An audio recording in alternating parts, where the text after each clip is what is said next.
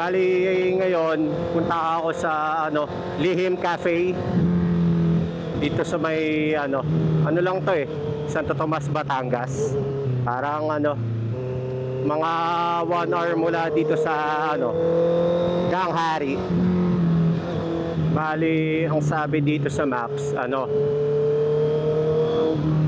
ang daan ko ay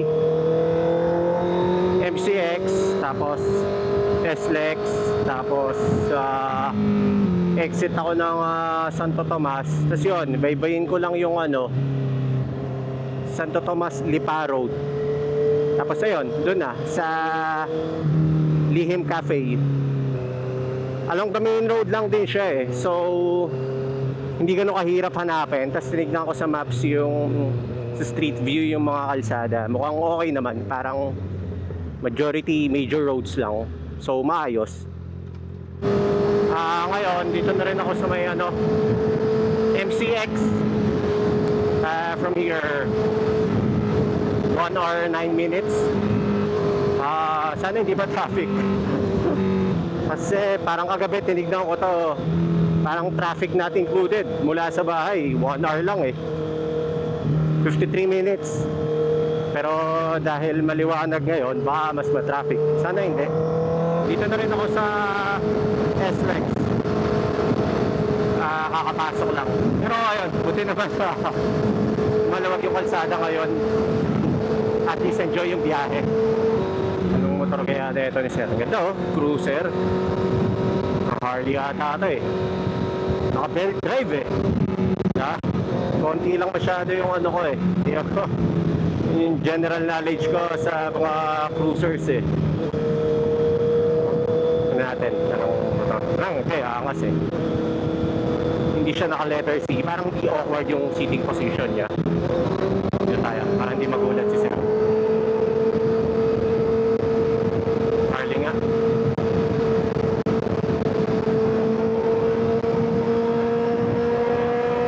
Bali, yung oras ng alis ko sa bahay ngayon, hindi ito yung paglasang alis ko kumpara ng mga pag gumagawa ako ng content ng mga previous video ko. Dati kadalasan lunchtime ko tinatapat Pero ngayon, idea talaga to ng asawa ko. Sabi niya, basta i-shoutout ko daw siya ngayon sa video ko. So ayan, nanay, ito na yung shoutout na nare-request mo.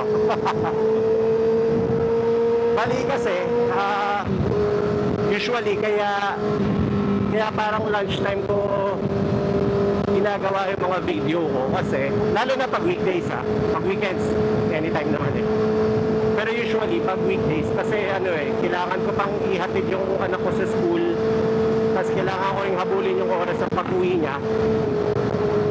Tapos, kanina, tamang may lakad din siya Parang dahil kumain ng time yon, hindi na talaga ako aabot sa sa pagsundo ng anak ko mamaya pag out niya. So sabi ko, parang sinabi ko na sa kanya na hindi ako aabot. Okay naman sa kanya kasi hindi naman laging ganito, hindi naman normal na may lakad kami palagi na kailangan ko siyang samahan. So ayun, tapos parang nabanggit ka lang sa akin, parang sabi niya, kasi di ba mainit na itong mga past few weeks. Sabi niya lang sa akin, bakit kailangan tanghali mo ginagawa yung mga video mo? Ang init-init. Tapos sabi ko, nga, sir, may reason na yun. Kasi kailangan ko munang gawin yung mga responsibilities ko dito sa bahay. Tapos sabi niya, di try mo yung gawin mo yung sunset. Total, golden hour. Sabi niya, yun naman palagi yung favorite time of the day mo Sabi ko, hindi nga pwede kasi nga, kailangan ko magsundo ng lukas. Tapos sabi niya, oo nga So ayun, sabi niya, since ngayon, dahil hindi mo naman masusundo, ganun ang oras mo gawin. Kasi yun, kaya medyo late na ako umalis ngayon. Dito na ako sa may Turbina exit. Parang next exit na tayong Santo Tomas, di ko kabisado to Now 44 minutes from here. Halos tapos na rin pala yung extension na lane nito, third lane. Aking ginhawa nito dito.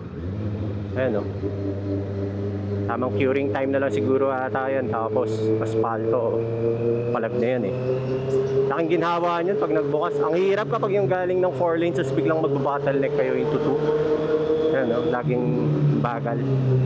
Ito. Exit ako dito sa may Santa Tomas exit. Daming truck dito. Ano kaya meron dito? Yun lang ako nakadaan dito. I mean, nakadaan na pala ako dito. Nagkamali dati. Pero hindi ko alam anong meron dito sa city na to. I mean, sa bayan na to kasi sobrang daming truck.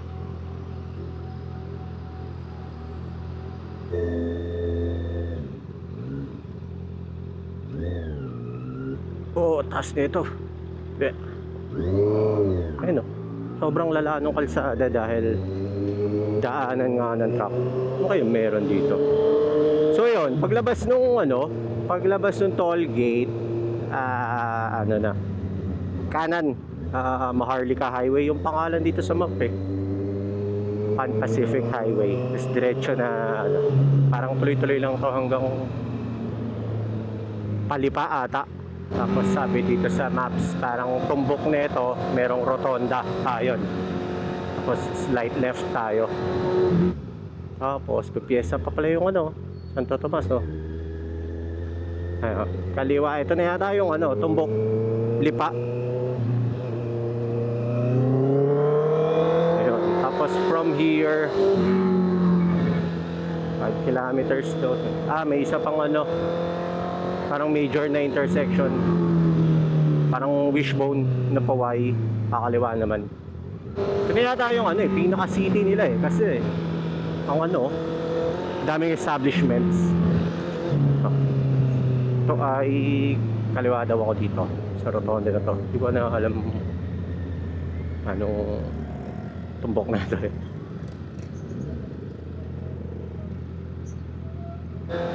SM, ito SM Santo Tomas. Ito nga yung malamang city proper nila. SNR pa, tapat. Kaya lang naman matraffic kanina kasi nga pa city proper. Pero pagdating dito maluwag Tapos malamig yung hangin. Parang hindi ramdam yung init ng mga nakaraang araw. Kanan daw ako dito sa may Santo Tomas Lipa Road. Ito na pala. Ayan, kanan dito from here. 6 kilometers pa rin pala to. Malayo-layo pa. Okay din dito sa kalsada na to. Ito ba yun? Padre Pio? Ayun pala yung Padre Pio. Okay. Okay dito kalsada na to. Dahil nga hindi siya main road probinsya vibes. Bali yung Lihim Cafe. Tignan ko sa mga social media sites nila. Parang siya? Parang premium na restaurant. Tapos meron pa siyang hotel and resort sa doon sa vicinity niya. Oops, ano to? Counterflow.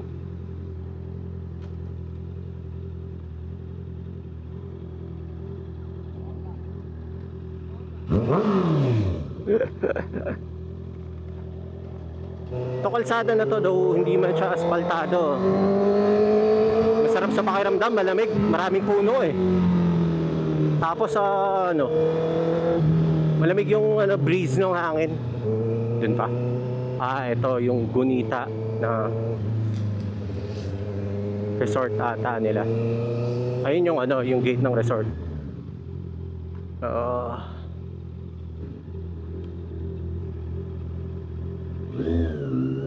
Thank you. Saan parking, kuya? Dito na lang. Thank you. Ay, maganda rin, no? So, graba parking. Tapos maliit lang rin pala. Maganda dito.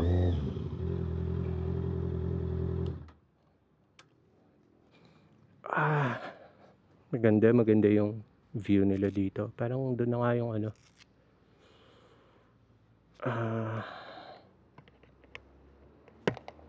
hotel and resort nila. Pero yung cafe itself maliit lang. Tapos may rooftop. Ito rin yung hotel. Tapos ito yung resto. Maliit lang. Pero okay din. Maganda yung view pag nasa loob. Ganun. Saan yung entrance dito? Isa lang. Check ko muna sa loob. Saan ba yung entrance? There.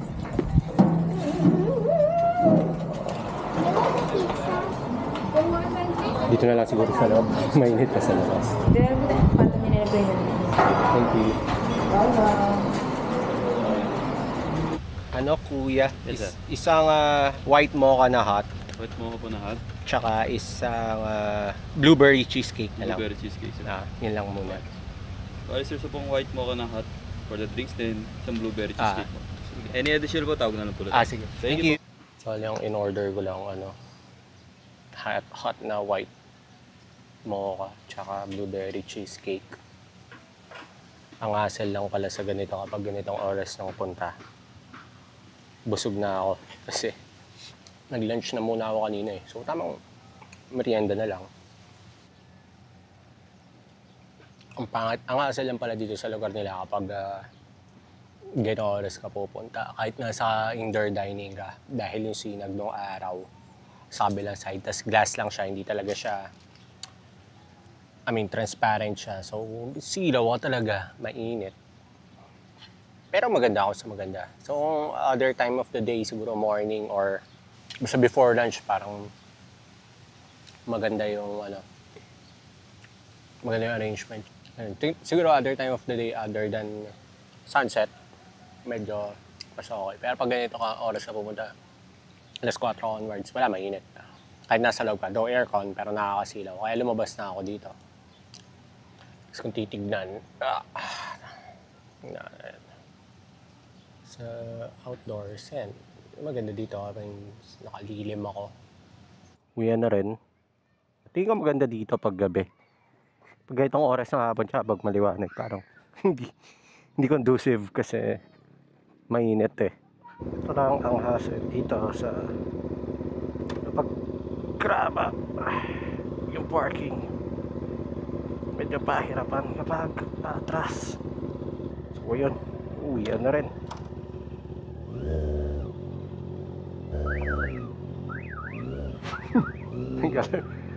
Nag-alert pa yung sasakyan. Ayun, uwian na nga uli. Dito na rin ako sa papasok ng SLEX. Tangina, grabe rin pala traffic dito. Kala ko pag probinsya, di nagtitraffic. Yung rush hour nila parang rush hour ng Maynila ang puta. Buti nakamotor.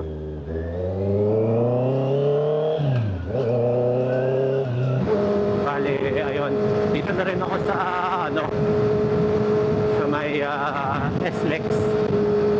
Bali, ano bang magiging verdict natin dun sa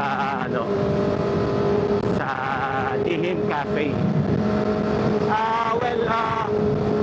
For the place, ano siya, bigyan ko ng mga 7 out of 10. Though maganda siya, parang maliit yung cafe mismo, hindi yung buong property, kasi yung buong property malaki talaga eh.